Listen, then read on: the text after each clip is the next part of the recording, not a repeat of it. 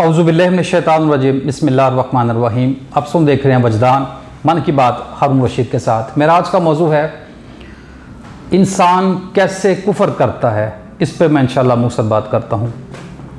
वैसे तो बहुत सारे तरीके हैं इंसान के कुफ़र करने के, लेकिन अल्लाह ताला ने एक बड़ी खूबसूरत मिसाल दी है कुरान मजीद में कि इंसान जब समंदर में अल्लाह का फ़ज़ल तलाश करता है और कश्ती पे सवार होता है, तो समंदर में जब उन पे कोई मुसीबत आती है, मतलब किसी तूफ़ान की ज़द में आ जाते हैं, तो उस वक्त इंसान अल्लाह के सिवा जितने भी होते हैं सबको भूल जाता है, सिर्फ़ एक अल्लाह को याद रखता है। ठीक, मतलब सारे जो वास्ते वसीले होते हैं, जितने भी रिश्ते नाते होते हैं, सब टूट जाता है। उसके अंदर एक खालिसपन आ जाता है, अपने अंदर इखलास पैदा कर लेता है। उस वक्त अल्लाह के सिवा सबको भूल जाता है। लेकिन जब वो अल्लाह ताला उसको खुशकी पे ले आते हैं तो वो फिर भूल जाता है, फिर वो कुफर करता है। ये अल्लाह ने एक मिसाल दी है। खुशकी पे आने के बाद वो फिर अल्लाह का कुफर कर देता है। ठीक है, अब अल्लाह ताला ये कहते हैं कि क्या ये भूल जाता है कि खुशकी पे ज़मीन फट जाए, वो अंदर घुस जाए, या कुछ और हो जाए, या दोबारा समंदर में ले जाया जाए, मतलब कुछ भी हो सकता है ना। मतलब वो एक मुसीबत से जब निकलता है, खुशकी पे आ जाता है, तो फिर वो दोबारा से भूल जाते हैं, वो आलते कुफर में चला जाता है। अब इसमें कुफर कैसे हो गया, अब इसको एक मिसाल से समझें। यहाँ बेसिकली अल्लाह ताला ने ये बताया है कि अल्लाह ताला को भूलना, उसे नज़रअंदाज करना, उसको याद ना रखना कुफर में आता है। ठीक है, मतलब इंसान का खुद पे एतकाद, रिश्ते नातों पे एतकाद, अपने जो उसके ताल्लुकात होते हैं मुआशरे के अंदर, बड़े लोगों के साथ, ताकतवर लोगों के साथ, सरमाएदारों के साथ, या अपना सरमाया, या अपनी आलो औलाद, या अपनी अक्लो फ़िक्र, इन तमाम पे जब इंसान रहता है तो ये हालत कुफर में होता है। ठीक है, इन तमाम हालतों में अल्लाह ताला से उसका जो एतकाद होता है वो कम हो जाता है। ठीक है, अब जब इंसान समंदर में एक लहरों की जद में होता है तो उस वक्त इंसान की ख़ास एक कैफियत बनती है, उसके ऊपर एक ख़ास हाल गालिब होता है। मतलब कि उसके जितने भी रिश्ते नाते थे, जितने भी ताल्लुकात थे, बड़े बड़े लोगों के साथ, ताकतवर लोगों के साथ, जितना उस पर सरमाया था, उसकी औलाद कितनी ताकतवर थी, वो खुद कितना इल्म वाला था, खुद कितना वो असर सुख वाला था, या कितने बड़े वो ओहदे पे था, वो उस मुसीबत में कुछ भी उसके काम नहीं आ सकती सिवाय अल्लाह के। क्योंकि एन जो अथॉरिटी है, जो कंट्रोल है सारी कायनात के ऊपर, वो तो रब्बुल आलमीन का है। तो उस वक्त वो तमाम के तमाम चीजें उससे कट जाती हैं, तो वो एक अंदर से, वो मन से एक रब को पुकारता है। मतलब उसका एक हाल बनता है, उसकी कैफियत बनती है। वो जो हाल और वो जो कैफियत उस पर गालिब आती है, वो जो अंदर से मन से रब को पुकारता है, रब का सिर्फ इतना सा आपसे शिकवा है, गिला है। वो ये कहता है अल्लाह ताला कि वो जो तुम्हें हाल हासिल होता है, वो जो तुम्हें कैफियत हासिल होती है किसी मुसीबत के अंदर, वो हमेशा गालिब रहनी चाहिए। जब तुम मुसीबत में ना भी हो ना, वो हाल आपको हासिल होना चाहिए, वो कैफियत आपको हासिल होनी चाहिए। वो कैफियत भी जाने देनी। अगर वो कैफियत आपके अंदर नहीं है, वो हाल आपके अंदर नहीं है, तो आप हालत कुफर में हैं। ठीक है, अब इसको एक और मिसाल से समझ लें कि अब अगर कोई शख्स अगर आप देखते भी हैं, रोज आप मुशाहिदा करते हैं, हर घर में ये हो रहा होता है, हर जगह पे हो रहा होता है, हर सतह पे हो रहा होता है।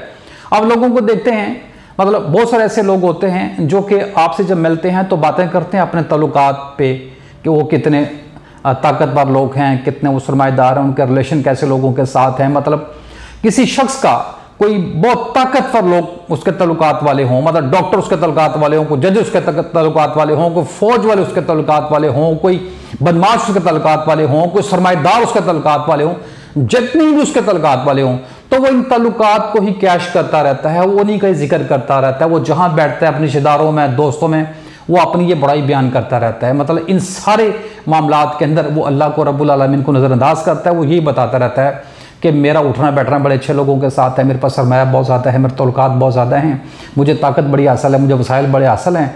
तो मैं एक बड़ी ख़ास किस्म का आदमी हूँ, वो ये बातें करता रहता है। ठीक है, जब इस शख्स के ऊपर कोई मुसीबत आती है, मतलब जब ये बीमार होता है, तो ये जितने भी इसके तल्लुकात वाले होते हैं ना, ये कुछ भी नहीं कर सकते, ये जो मर्जी कर लें, पैसा ख़त्म हो जाएगा, कुछ नहीं हो पाएगा। ठीक है, तल्लुकात वहाँ क्या करेंगे? अगर किसी बीमार आदमी का कोई जनरल वाक़िफ़ है तो क्या कर लेगा? कोई किसी का सियासतदान वाक़िफ़ है तो क्या कर लेगा? अगर कोई किसी का कोई जज वाक़िफ़ है तो क्या कर लेगा? सब रिश्ते नाते टूट गए। अब ऐसा शख्स जो बड़ा ही ताकतवर होता है, अब जब उस मुसीबत में होता है ना, तो वो अपने अंदर से रब को पुकारता है, रब को पुकारता है। उसको समझ आ जाती है कि कोई मेरी दौलत, मेरा असर और सूख, मेरे ताल्लुकात कुछ भी मेरे काम नहीं आने वाली। वो फिर रब को अंदर से पुकारता है, और रब उसको पता क्या कहता है? फ़िरौन वाली आयत में देख ले, वो कहता है अब मुझे पुकारते हो? अब जब अपनी आंखों से देख लिया तो उस वक्त माफ़ी नहीं मिलती है, उस वक्त दुत्कार दिया जाता है। फ़िरौन को दुत्कार दिया गया ना, वो कहता है मैं ईमान लाया रब्बुल आलमीन पे, रब मूसा पे, रब हारून पे। अल्लाह ताला कहते नहीं, अब नहीं, वक्त ख़त्म हो गया। तो ये जो कैफियत बनती है ना, जब आप असर और सूख के साथ हों, ताकत के साथ हों, कुव्वत के साथ हों, सेहतमंद हों, जहाँ भी हों, मुसीबत में हों, खुशी में हों, जिस भी आप हालत में हों, तो आपको ये कैफियत आपसे नहीं जानी चाहिए। आपको ये कैफियत हासिल रहनी चाहिए। आपके ऊपर ये हाल गालिब आना चाहिए कि रब आपके साथ है, रब आपका देख रहा है, रब आपका कारसाज है, वही मालिक व खालिक है, कुछ भी उसका आगे कुछ भी नहीं है। ठीक है, अगर आप ऐसा नहीं करते तो आप हालत कुफर में हैं। तो इंसान बड़ा ही नाशुक्रा कुफर करने वाला है, अपने रब्बुल आलमीन को नज़रअंदाज करने वाला है। अब आप ज़रा गौर कीजिए कि मतलब आप और आपको क्या दे सकते हैं, आप अल्लाह को क्या दे सकते हैं। और देखिए अल्लाह का गिला क्या है, मतलब अल्लाह नाराज़ किस बात पे हो रहा है कि ये मुझे नज़रअंदाज कर देता है, मेरा इनकार कर देता है, मेरा कुफर कर देता है। यानी कि उस रब की देखें कि जैसे कोई इंसान को किसी इंसान से तकलीफ नहीं होती, इस तरह रब आपको समझा रहा है। मतलब आप आपको क्या दे सकते हैं?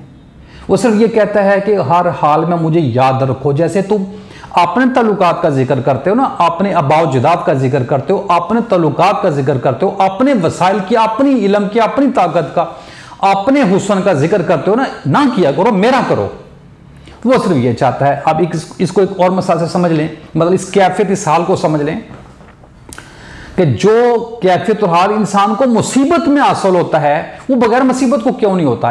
इसको एक और मिसाल से समझ लें कि अब एक दो दोस्त हैं, ये अक्सर सबके साथ ये पेश आता है, अक्सर लोगों के साथ ये मसला पेश आता है कि दोस्त होते हैं तो अक्सर दोस्तों को नज़रअंदाज कर देते हैं। अब उस दोस्त को सिर्फ ये एक तकलीफ होती है, वो उसका जिक्र अक्सर लोगों से करता रहता है कि वो मेरा एक दोस्त है, वो मेरा कोई यार है, तो यार मुझसे मिलता नहीं, रब्ता नहीं रखता। तो वो कुड़ता रहता है कि यार ये कभी मुझे फ़ोन नहीं करता, कभी मुझे मिलने के लिए नहीं आता, और कभी मेरा हाल नहीं पूछता, या मेरे पास आके बैठता नहीं है। तो वो सिर्फ ये सोचता रहता है, हालांकि उसको किसी चीज़ की कमी नहीं होती, ना उसको खाने पीने की, ना घर की, ना दौलत की, किसी चीज़ की कमी नहीं होती।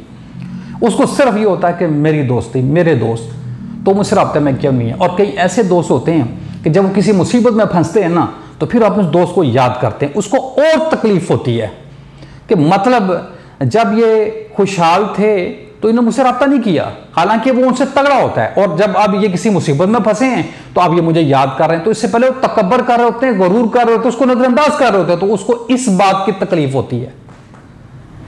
ये मेरे साथ होता है, अक्सर सबके साथ होता है कि मतलब मेरे हजारों लोगों के साथ ताल्लुकात हैं, बेशुमार मेरे दोस्त हैं, लेकिन जब उनको मुसीबत पड़ती है तब मुझे याद करते हैं। अब वो मुझे क्या दे सकते हैं? मेरे पास तो अल्लाह ताला की किसी चीज़ की कमी नहीं, अल्लाह ताला के दिया सब कुछ है। तो एक खलूस होता है, एक रिश्ता होता है, एक ताल्लुक होता है, एक प्यार मोहब्बत होता है, जो कि इस कायनात की असल हकीकत और बुनियाद है, उसको मेंटेन करना होता है। तो लोग होते हैं खुद गर्ज, लोग होते हैं मतलबी, लालची, ये अपनी जब इनको काम होता है तब दूसरों को याद करते हैं। इसी तरह ये रब के साथ भी करते हैं। तो रब को ये गिला है कि इस तरह ना किया करो, सिर्फ मुसीबत में मुझे पुकारते हो, और जब खुशहाली आती है, जब आसाइशें आती है, जब ठीक होते हो, जब सेहतमंद रहते हो, तब मुझे नहीं पुकारते हो, मुझे भूल जाते हो।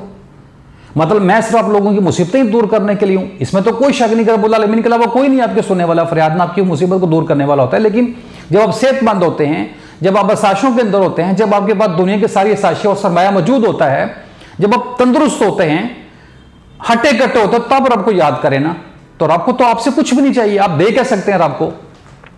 ये मैंने कोई मिसाल दी है। अक्सर दोस्त भी दोस्तों के साथ करते हैं, तो उस वक्त दोस्त को बड़ी तकलीफ पहुंचती है जब वो देखते हैं कि मेरे दोस्त सिवाय मुसीबत के मुझे याद नहीं करते। ठीक है, अब बीच में क्या होता है, मतलब जिन्होंने बोला होता है उन्होंने क्या देना होता है, ये अक्सर लोगों के साथ होता है। अब इसको एक और मिसाल से समझ लें। आपने देखा होगा अक्सर बड़ी मल्टीनेशनल कंपनियों में, अब पूरी दुनिया के अंदर, अब मतलब फैक्ट्रियां हों, बैंक हों, स्कूल हों, कोई भी ऑफिसेज हों, अब वहां पे लड़कियां भी जॉब करती हैं। पहले से लड़के होते थे, अब लड़कियां भी जॉब करती हैं, उन्होंने अलाउ कर दी है। तो अब आप देखिए उन्होंने ये क्यों किया। वो इसलिए किया कि जहां पे लड़के जॉब करते हैं वहां जब लड़कियां भी जॉब करेंगी ना, तो लड़के अपने आप को वेल मेंटेन करेंगे, अपना ख्याल रखेंगे, अपना मतलब अपने आप को वेल ड्रेस रखेंगे, अपने आप को अपडेट रखेंगे, अपने आप को एक्टिव रखेंगे। ठीक है, सिर्फ उनके अंदर ये एहसास होता रहेगा कि मेरे साथ ना मतलब फीमेल काम कर रही है, कोई लड़की या औरत दफ्तर में काम करेंगे, किसी भी दफ्तर के अंदर चले जाए ना, तो उस सिर्फ उनको ये एहसास होता है कि मेरे साथ ना लड़की भी है, वो अपने को एक्टिव कर लेते हैं, यानी कि उनको एहसास पैदा हो जाता है कि साथ एक लड़की भी है। इसी तरह किसी जगह पे अगर कोई शख्स अकेला बैठा हुआ है ना, तो आप देखेंगे ना उसको खुद को लू छोड़ा हुआ होगा, वो कैसे बैठा हुआ है, वो क्या कर रहा है, कैसे खड़ा है, उसको कुछ एहसास नहीं होगा। लेकिन जैसे उसको ये एहसास होगा ना कि कोई खातून भर रही है, वो एकदम चौकन्ना हो जाएगा, एक्टिव हो जाएगा कि भी साथ है कि ना मुझे कोई खातून देख रही है। वो अपने को बड़ा वेल मेंटेन कर लेगा, बड़ा अंदाज अच्छा बनाने का, खड़े होने का, बैठने का, बात करने का, अपने आप को बड़ा सेट कर लेगा। ठीक है, ये एक उसकी कैफियत बन गई। ठीक है, तो वो रब ने एक मिसाल दी है एक कैफियत की कि जब तुम समंदर में होते हो, जब तुम किसी मुसीबत में पड़ते हो, तो उस वक्त जिस तरीके से तुम मुझे पुकारते हो ना, ठीक है ना, इस तरह मुझे याद रखो, इस तरह मुझे पुकारा करो हर हाल के अंदर, ना कि सिर्फ मुसीबत में। कि जो मुसीबत तुम समंदर में आपके ऊपर आई है ना, वो तो रब कहता है मैं खुशकी में भी ला सकता हूं, वो तो मैं आपको दोबारा भी समंदर में लेके जा सकता हूं, वो तो मैं आपको बीमार करके भी मैं उस कैफियत में लेके जा सकता हूं, वो तो आपका मैं माल का लॉस भी करके उस कैफियत में लेके जा सकता हूं।